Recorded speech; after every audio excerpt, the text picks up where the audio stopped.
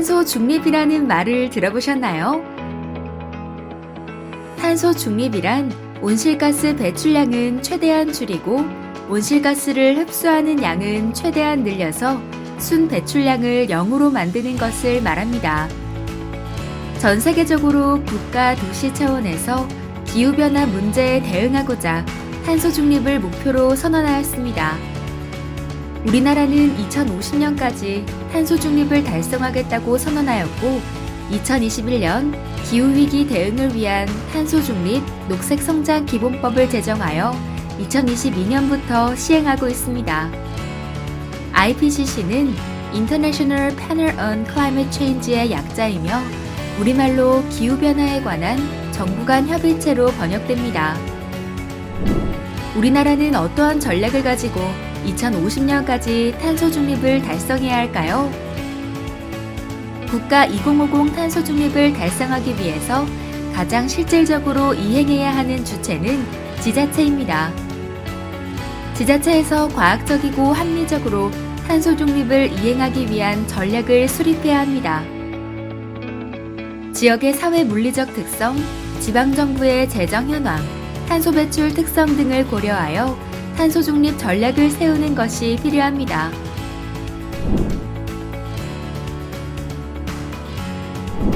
첫 번째 전략은 지역의 탄소 배출 특성과 여건이 모두 다르므로 탄소 중립 수단과 정책 프로그램을 특성화하여 적용하는 것입니다.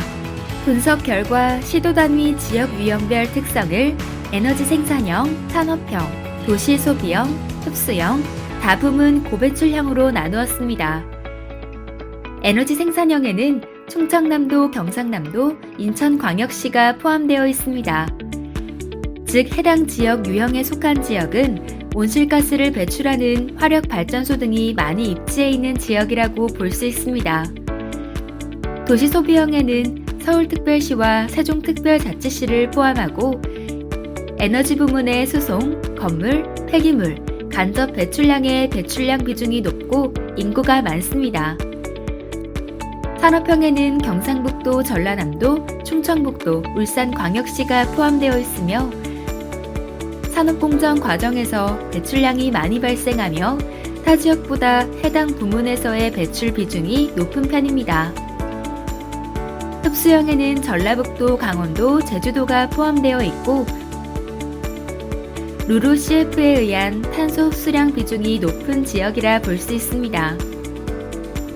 다부문 고배출량에는 경기도가 포함되어 있고 대부분의 부문에서 높은 탄소 배출량 비율을 보이는 지역이라 볼 수 있습니다.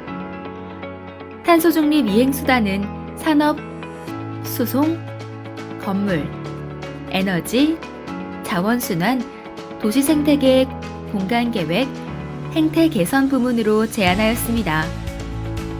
분석 결과를 보면 지역 유형별로 우선순위를 두어야 하는 부문이 다르게 나타났습니다. 두 번째 전략은 탄소 중립 이행을 위한 비용 대비 탄소 배출량 감축 효과를 고려한 최적화 방안이 무엇인지를 시설 중심과 행태 개선 중심으로 살펴보겠습니다. 2050년 탄소 중립 도달을 위한 최소 비용을 확인한 결과 첫 번째, 시설 설치 위주로 이행 수단을 마련하였을 때, 두 번째, 행태 개선을 위주로 이행 수단을 마련하였을 때, 그리고 마지막은 두 가지를 함께 이행 수단으로 마련하는 세 가지 시나리오 중에서 마지막 시나리오에서 가장 적은 예산이 필요하다는 것으로 나타났습니다. 부산의 분석 결과를 보면 최적화 결과 세 가지 시나리오 중 2050년까지 탄소 중립 도달을 위한 비용은 시설 설치 및 행태 개선을 함께 도입한 시나리오에서 가장 작게 나타나는 것으로 확인되었습니다. 세 번째 전략은 지자체가 탄소 이행을 실천할 수 있는 탄소 중립 이행 전략을 제안합니다. 첫째, 지역 유형별 탄소 중립 이행 수단 시나리오 기반 제도 개선 방안에는 지역 유형별 탄소 중립 이행 수단 시나리오 적용을 통한 탄소 중립 계획 수립과 복합적 이행 수단 활용을 통한 이행 수단 효과 극대화가 있습니다. 둘째, 탄소 중립을 위한 지자체 역량 제고 방안에는 지방정부 권한 강화, 중앙정부 제도 개선, 재정 분권 강화와 분산형 개통 운영 및 전력 시장 개편이 있습니다. 셋째, 탄소 중립 기반의 거버넌스 구조에는 계획 수립과 이행 등 전 과정에 주민과 기업이 참여하는 거버넌스 강화, 탄소 중립을 위한 지자체위원회, 지원센터 등 공식 조직의 역할 정립이 있습니다. 넷째, 탄소 중립 달성을 위한 모니터링 및 환류에는 온실가스 모니터링 및 보고 시스템 마련과 온실가스 모니터링 체계와 균형 및 회계 보고가 있습니다. 다섯째, 광역 단위 탄소 중립 이행 전략 구축에는 광역별 탄소 중립 목표 달성 지원 체계 마련과 지역 주도의 탄소 중립형 초광역권 전략 산업 지원 확대가 있습니다.